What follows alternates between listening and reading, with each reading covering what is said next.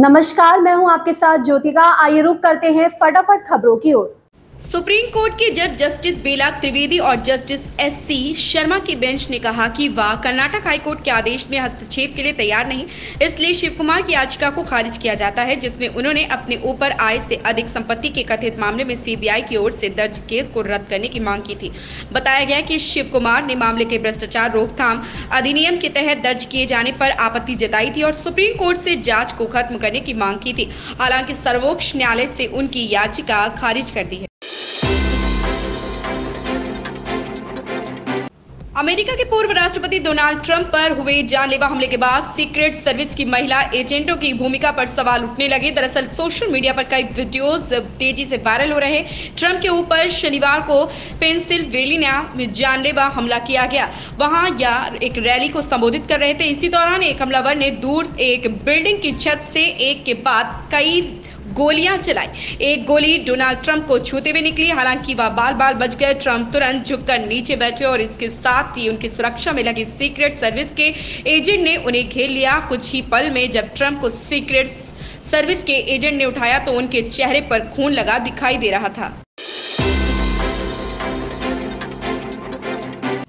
राजस्थान भाजपा की बृहत कार्य समिति की बैठक शनिवार को जयपुर के जेईसी में संपन्न हो गई। अब भाजपा संगठन में फेरबदल होने वाला है। सूत्रों के मुताबिक कार्य समिति की बैठक बतौर प्रदेशाध्यक्ष सीपी जोशी का आखिरी बड़ा कार्यक्रम था। अब विधानसभा उपचुनाव नए अध्यक्ष की अगुवाई में होंगे, इसके लिए किरोड़ी लाल मीणा का सबसे आगे। लेकिन अंदर की खबर यह है कि भाजपा संगठन में जल्द ही फेरबदल होने वाला। सूत्रों के मुताबिक कार्य समिति की बैठक बतौर प्रदेशाध्यक्ष सीपी जोशी का यह आखिरी बड़ा कार्यक्रम था। अब विधानसभा उपचुनाव नए अध्यक्ष की अगुवाई में होंगे, इसके लिए किरोड़ी लाल मीणा का सामने आ रहा है। दिल्ली में एक बार फिर मौसमी बरसात का सिलसिला शुरू हो गया। सोमवार सुबह से कई इलाकों में झमाझम बरसात हो रही। सिविल लाइन इलाके में सड़कों पर पानी भर गया है। दिल्ली वालों को सुबह बरसात होने की बड़ी राहत मिली। बीते दो दिनों से लोग उमस और चिपचिपी गर्मी से परेशान थे। सिविल लाइन इलाके में सड़कों पर पानी भर गया। लोग सुबह के वक्त ऑफिस निकल रहे हैं, जिसकी वजह से उन्हें परेशानी हो रही है। वहीं नोएडा और गाजियाबाद में बारिश के आसार, हल्की हवा के साथ आसमान में बादल छाए रहे। लोकसभा चुनाव के बाद बसपा लगातार नए प्रयोग कर रही। आने वाले हरियाणा विधानसभा चुनाव की पूरी कमान आनंद कुमार और आकाश आनंद के हाथों में सौंप दी गई है। हरियाणा में होने वाले विधानसभा चुनाव में पार्टी के राष्ट्रीय उपाध्यक्ष आनंद कुमार और नेशनल कोऑर्डिनेटर आकाश आनंद की भी परीक्षा होगी। लंबे अरसे के बाद मायावती के भाई आनंद कुमार राजनीति में दोबारा सक्रिय हुए, तो वहीं दूसरी ओर उनके बेटे आकाश आनंद ने भी लोकसभा चुनाव के बाद फिर से वापसी की। खाने और पीने की चीजों की कीमतों में लगातार हो रही बढ़ोतरी के चलते देश में थोक मुद्रास्फीति का बढ़ना भी जारी है। देश में जून में थोक महंगाई दर बढ़कर 3.36% हो गई। इससे पहले पिछले महीने यानी मई 2024 में यह 2.61% थी, जबकि पिछले साल इसी महीने जून 2023 में यह 0 से 4.18% नीचे रही थी। सरकारी आंकड़ों के मुताबिक अप्रैल में यही थोक महंगाई दर 1.26% थी। खाने और पीने की चीजों की कीमतों में लगातार हो रही बढ़ोतरी के चलते देश में थोक मुद्रास्फीति का बढ़ना भी जारी है। लोकसभा चुनाव में कांग्रेस के साथ यूपी में लड़ने वाली सपा आने वाले विधानसभा चुनावों में अगला रास्ता ले सकती है। 2 राज्यों के चुनाव में इसका असर दिखेगा।